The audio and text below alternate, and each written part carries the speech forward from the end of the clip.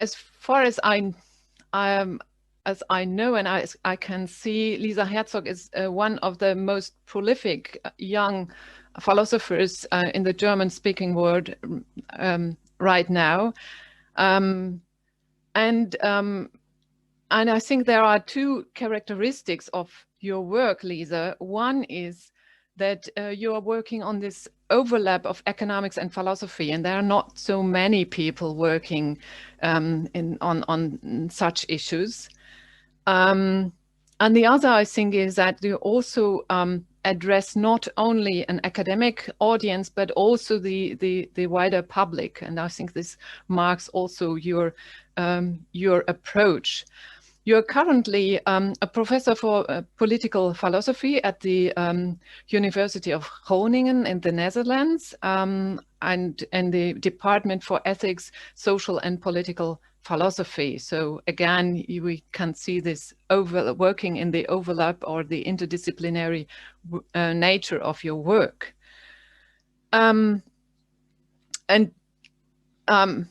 I think most people have already seen some of your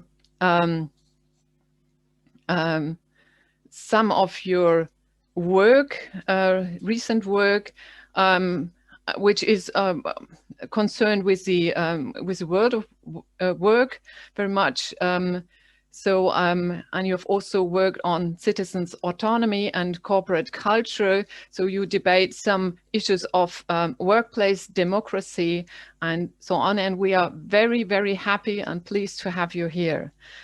And I think it's wonderful that we also won Hauke Brunkhorst as your partner in this conversation. I think the two of you have something in common, that you both have been to Frankfurt, and you also both have this approach of the critical theory. And Hauke Brunkhorst is a professor for sociology at the University of Flensburg, and again, I think that does not really display all your research interests and research focuses, I'm really looking forward to this talk. The floor is yours. Let me start with a hard question. So, if you take the pharma industry,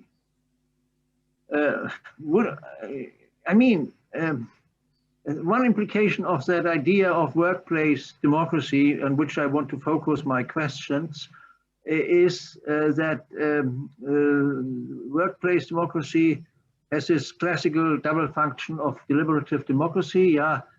So to be democratic in that sense that everybody has equal share in equal participation in decision making and the discussions and will formation.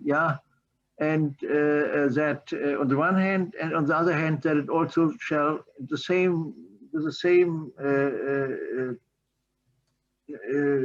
procedure solve problems better than any other form of government. This is the very idea of it, and so that it takes together, so to say, the normative and the functional side. And that's clearly the concept of your book, and also of that essay on workplace democracy you have recently written. So now the pharma industry, would we be better? The unfair question is, would we be better off with COVID-19 today if we had a workplace democracy in the pharma industry, because the pharma industry stopped research on SARS-2, I think it was SARS-2 or something. Suddenly in 2002 or 4, when the virus vanished. I don't know the exact date, but just after the virus vanished and no profit chances were in sight. They stopped the research instead of keeping in pursuit of the virus to be prepared for further pandemics, and this led finally directly into the catastrophe we had last year at this time. Yeah. So now you have to, on the one hand, the profit principle, on the other hand, the epistemic hurdles, the two obstacles. Could you say something how to solve that better with workplace democracy? Sorry for that question. Well, thank you, Hauke. You're throwing me directly into the hard questions here, and thanks also for the to the organizers for having me here. Interesting question, I think. So let me maybe say a few words about how I came to workplace democracy. So I started out in this book project exploring the moral challenges for agents within organizations. And I did interviews with practitioners. And one thing that I hadn't thought about before, but which came up in all interviews, was how individuals and organizations in these complex structures deal with knowledge and the enormous moral problems that can arise because of failures to communicate relevant information, because of strategic games around knowledge, because the whole framing of information was such that moral problems were invisible as moral problems at all. They're really very interesting case studies. And one major challenge seemed to be strict hierarchies, because you don't share knowledge openly with someone who's your boss. The boss only gets the good news as it goes.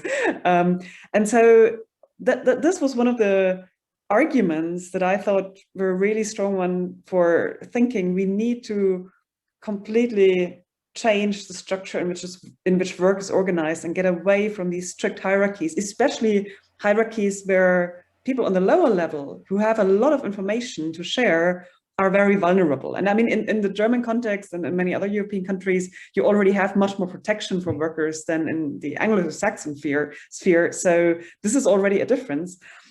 But I think this information issue, this epistemic life of organization that really pushes us towards taking workers seriously as bearers of knowledge, and that then also requires giving them a position in which they can share their knowledge, because you can't expect them to share knowledge if they are in the most vulnerable position and they always need to fight strategically for improving their situation because there's no fair and there are no fair procedures. Now, would this have made the pharmaceutical industry better? I don't know. I've come to think that these questions depend to a greater extent than I still discuss in the book to really quite contingent issues about local culture, the constellation of people, do people get on with each other? And that's something that I'm trying to now look into a bit more. But I think there's no reason to think that the situation would have been worse. I think the problem with the pharmaceutical industry having given up research on certain lines of viruses and so on, the greater problem there is that this research was expected to be done in the private sector in the first place. I think a lot of this research should be publicly financed because it's really public work that needs to be provided for everyone. And it is quite interesting that at least some of the research that was then turned towards corona viruses, the BioNTech line, that was actually at least in close collaboration with public universities. And so I think what we need to rethink here is what is pharmaceutical knowledge really? And I would argue it should be public. And what we see at the moment is that there are these huge questions about the international distribution of vaccines and questions of patent enforcement. And if you think about a just world, this kind of research should really be made available for everyone. And of course, it's not enough to just open up the patents. You also need to provide other countries with support and then actually using that knowledge. So it's not knowledge sharing alone, but I think there are really interesting questions about which knowledge should be in the hands of of private companies and which ones should be public. And if you like, I can say more about what this means for social media and online companies. I think there are huge problems there, but I'll maybe stop here and you can go into this later if you like. Sure. Yeah, we can go in detail, and I think I have not really differences to your approach. So the workplace, one can discuss if workplace democracy is a is a fine thing or not, yeah, because there might be functional differences between these two spheres, yeah, and so, and in the sphere of industry and work, and so the democracy is not the right method, and so. But on the other hand, the comparison of that these are two forms of government has something, has some arguments on its sides, and one can, and this is an old discussion, yeah, to have democracy also in the society, and even if we go to the German Grundgesetz or any in principle, any democratic constitution, then these constitutions have clearly the claim to be constitutions not only of the political system but of the entire society. And so insofar also in the other spheres of society, democracy is a problem not only in the sphere of politics, in the narrower sense of politics, yeah. So, but it's not so narrow, because politics is, as the all competence or Allzuständigkeit of the legislator, for example, already shows, has a competence for the entire society. Yeah? So, by workplace democracy, the first question is, it's a fine thing, can be organized? Yeah, there are examples, yeah, and could be organized differently, more radical and or less radical, but that let aside, yeah, you can say that in the development of democracy, there are many stages, yeah. So, but the first question is simple: if they are in one democracy in one enterprise, yeah, it is the same as having democracy in one state, yeah. And already in the Enlightenment time, Kant, for example, yeah, argued that you can have democracy only in all states, yeah, finally. Yeah, and so, but if you have democracy in all firms, you still have a problem, yeah, how to coordinate the firms democratically. And so, but how to reach all affected by economic decisions, yeah, this is a very point. All affected by legal decisions is a definition, is one definition, but I think a very strong and very defensible definition of democracy. But how to reach all affected by economic decisions? You have that already in your paper, yeah. When you write, for example, decisions affecting the stakeholders, yeah. Stakeholders are not only stakeholders in the firm, yeah, consumers, everybody, yeah. And the question of the pharma industry is, yeah, a question that concerns the universities. Yeah, why do they all the research and in secret, partly, yeah, and not in public, yeah, and those who know it sell their knowledge, yeah, when they change their workplace, yeah, they are secured, nicht secured, versichert, yeah, insured, yeah, and so. Like football players and are ensuring their legs, and so, yeah, and so yeah, yeah. What would you say to that? Well, thank you. I guess there are a number of questions here now. The democracy must have to do something with this all affected, yeah, principle, all affected by economic decisions. Yeah, no, I agree. And if you ask me what the perfect system would be, I mean, this is of course a complex question, and I think we need to get there by step and by experimentation, and maybe, you know, sometimes there's time for greater moves, maybe after Corona crisis, who knows. But I do think we of course need political democracy to set the framework of legal rules, to also engage in international negotiations. What are the international trade arrangements, for example? We might also need, and this is a very complex and complicated issue, we might need more democracy in the monetary system, because if money comes from central banks and those are just run by technocrats, that's another question. And so for the concrete firms that operate within these frameworks, I think well-regulated markets can play some role for coordinating their activities, but they need to be really well-regulated by political democracy. Yeah. And then when you look at different kinds of firms, I think there cannot be a one-size-fits-all model of democracy for companies, because they have such different structures with regard to who is involved in what ways, who knows certain things, what are the risks that they carry for whom. And I think we need to be really creative in thinking about what kind of governance structures can then really express democratic principles for different institutions. If you have a hospital, for example, I mean, many hospitals already have some kind of patient representation group that is somehow involved. You have the question about how to deal with this old hierarchy between the medical staff and the nursing staff. How can you try to overcome all these old prejudices and hierarchies that come between these groups? Maybe also something like in Sweden and Germany, for example, already. Yeah. So that there are, I mean, there are really interesting and good models that we could build on. And I'm very much a fan of a kind of Deweyan approach of practical experiments, of seeing, well, what works, and then having an honest evaluation, what works for who has the right to decide what counts as a successful experiment. So you get this question at the meta level as well, but really seeing what kind of governance structures can we have for different kinds of institutions. And the same goes for companies.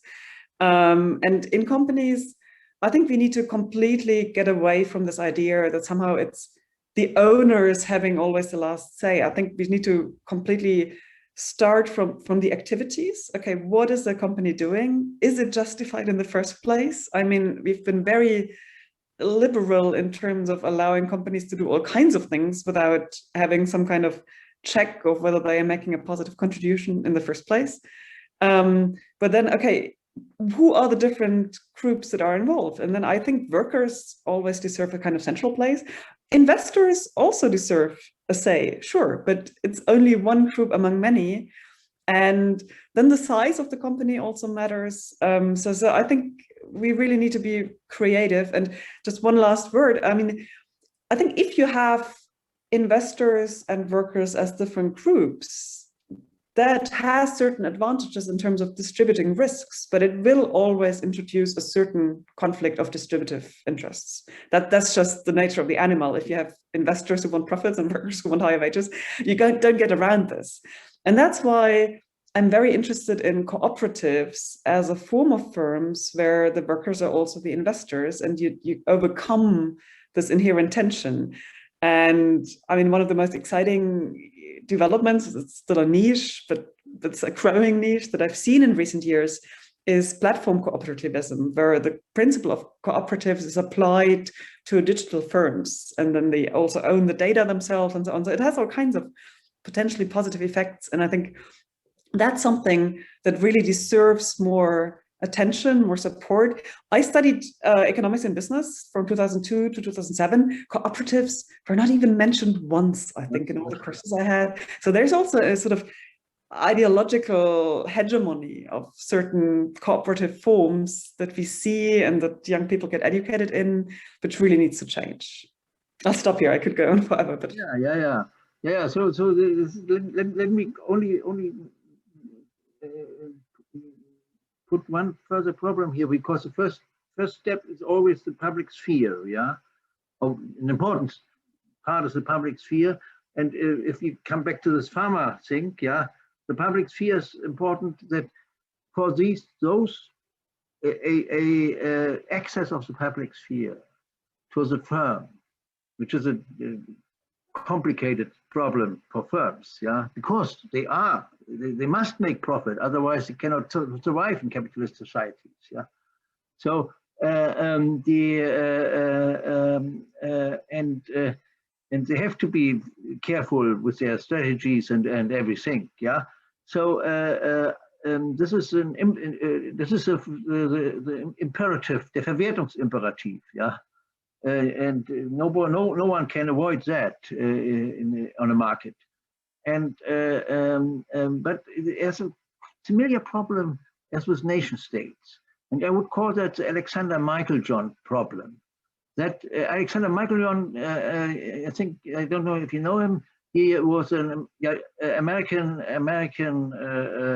lawyer or philosopher or political scientist. I'm not so sure what he actually was, but he intervened strongly in the debate in the McCarthy era, with a fantastic argument that he said the American citizen, like the one who works for BioNTech, for whatever, has the right to hear every voice in American affairs and in all affairs, to hear every voice. That means one cannot close the borders, and so the public sphere must be open for everybody, not the border to transgress it in person, but for the opinion, So there cannot be an opinion excluded, and that would be a principle that could be used to talk about firms, and their public sphere and their things of public concern, as for example medicines, and vaccination and all that. Yes, I think there are a couple of different problems at stake here, and I'll try to distinguish at least two of them. One is the international dimension, and the other is the expert layperson dimension that I would distinguish here. The international dimension does raise massive questions, and I'll just focus on the level of the firm now, because the broader political question is, of course, also huge. But at the level of firms, one key question is, well, what kind of mechanisms of deliberation, counterpower, solidarity between workers could you have along the supply chain? And I mean, legally speaking, these are separate companies. But if you think about a company like Apple that produces most of its hardware in China, in a way, these workers are all under the power of Apple. And in this sense, it seems that they should have a voice in how things are being run. But American Apple workers cannot even get in touch with these Chinese workers who formerly belong to a different company. Although technologically speaking, they could all have Skype calls these days and Zoom conferences. So the technology for communication is actually there. But of course, the companies have no interest in letting their workforce and the representatives of their workforce in different countries get together. But I think that is, if you take sort of the mid to long-term horizon, that is going to be one of the big challenges, to think about worker representation beyond national borders. And I mean, I'm in touch with various colleagues from the Global South about workplace democracy. And it's sort of funny that Germany is on the one hand this glorious model of how workers can get a voice in the company, and on the other side there are all these concerns about German companies abroad not at all living up to these ideals and being involved in exploitative practices just like all other international companies. So I think, especially from a German perspective, with this huge international network and powerful companies, this is a really interesting question. The other thing, and I'm going to be brief on that now, is that when it comes to pharmaceutical developments, you also have really complicated questions about how these technical issues about, okay, what line of research is really important for future public health issues? Is it worth investing in a certain line of research or not? This is something that really needs to be discussed by experts. So how can you bridge the gap between public discourse, where everyone can more or less participate, and these expert discourses? And that is a problem that we have in many areas, but it also comes up within firms or in the relation between firms and the broader public. And I think one argument that one can make here is that democracies need to have the expertise to judge and challenge what the companies say about certain, or the experts in the companies say about certain issues. If you have a situation, and I mean, before the financial crisis, this was a little bit the case in the financial sector, where basically all the knowledge, all the expertise about a certain area is concentrated in companies. And there are very few experts in public institutions, supervising authorities and so on, that can really discuss with the experts in the companies on eye level, then public regulation becomes a sham, and that's a really dangerous situation for democracies. So that's again an argument for making certain forms of knowledge a public democratic issue. Yeah, I have an idea. I mean, workplace democracy could become an avant-garde of transnational democracy everywhere, also in the political sphere. Well, that would be a positive scenario. Once you have a single public sphere in a firm, like only in the firm, yeah, like Google or VW, yeah, or Fleischindustrie, yeah, when these underpaid workers, which are on the one side of the line in VW, coming for a couple of weeks, yeah, are not allowed to talk with the VW workers who own a lot of money, yeah, like a professor, yeah. So and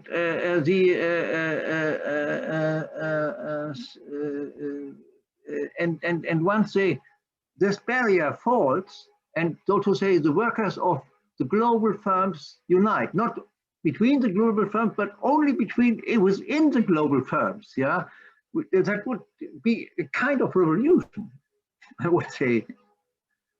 Yeah, it would be a big problem with China, but not only with China. It was just the same problem with VW, with Chinese, with everybody, yeah, who works in that international business, yeah. Because this is a simple human right, I think, that they can talk with one another. Well, I mean, at the moment, I would agree, but especially in US American work contracts, there are all kinds of bans of what workers can talk about, even with their own colleagues. I mean, in many companies, you're banned to discuss salaries with your colleagues who work directly in your office. So very problem. This is a totally crazy imbalance when it comes to workers' rights. And on the other hand, there's this issue that came up yesterday about companies being able to use their money as a form of speech in public discourse. So there's a real imbalance here that needs to be overcome. Yeah, the Supreme Court, the famous Supreme Court judgment. Yeah, Citizens United. Federal something, Federal Election Committee or so, yeah. That's another one maybe, but yeah. Something. Also the famous when they decided that firm spending money is covered by free speech. They can say everything and they can spend as much money as they like. This is just the same. Yeah, it's a speech act. Yeah. Yeah, and at the same time, workers are not even allowed to talk about certain things. They're not even allowed to talk with one another. Yeah.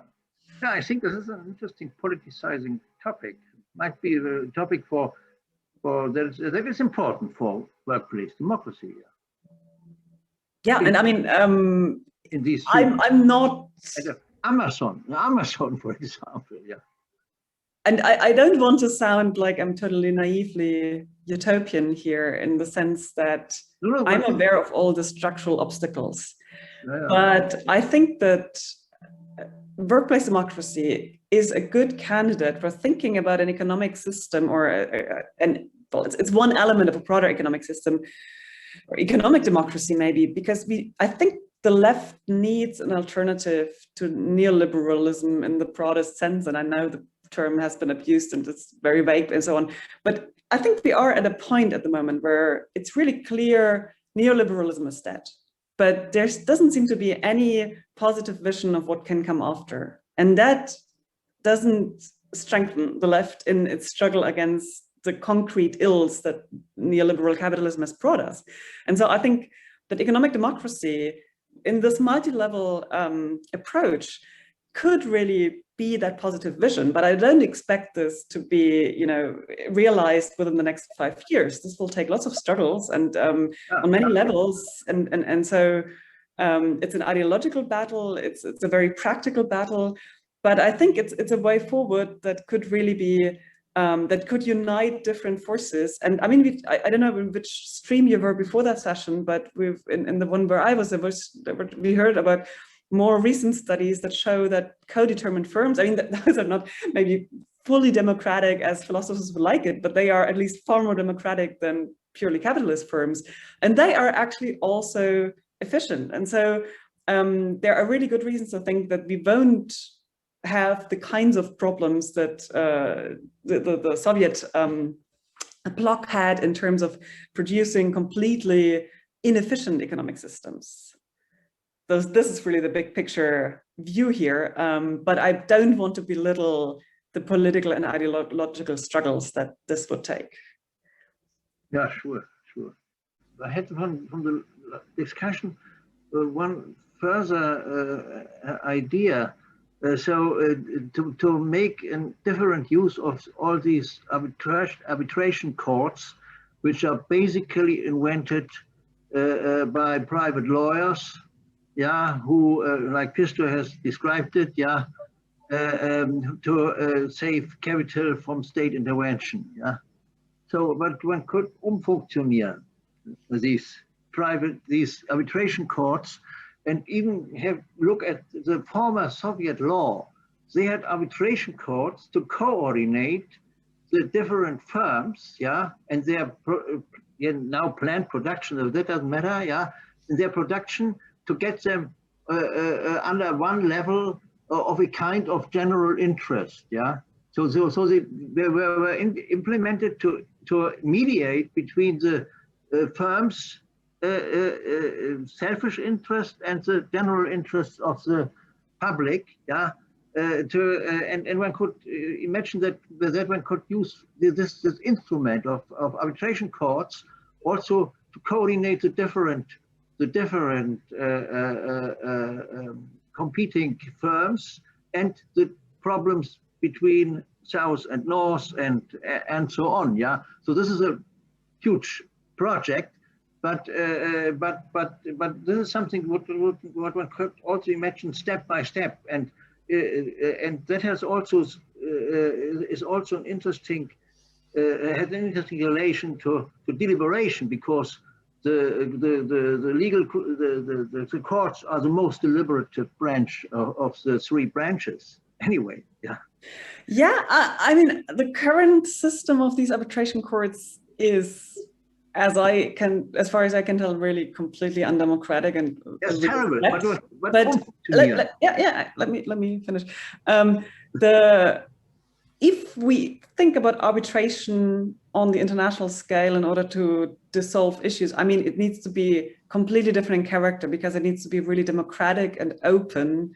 Whereas these things are happening behind closed doors, there's no accountability and so on. So it would be a completely different character of, whether you call it arbitration or deliberation. I'm maybe sometimes a bit old-fashioned and think that good old elections and parliaments, I mean, there's things that need to be improved, but they really have an important role to play, and they just need to be stronger and also more self-confident vis-a-vis companies. But then for international issues, I agree, deliberation, arbitration, but of a completely different nature. Then we're on the same page here. Yeah, thank you very much. Yeah, I found that a very interesting contributions, interesting discussion. Thank you very much, Lisa, for your brilliant presentation, and everybody. Yeah, and thank you.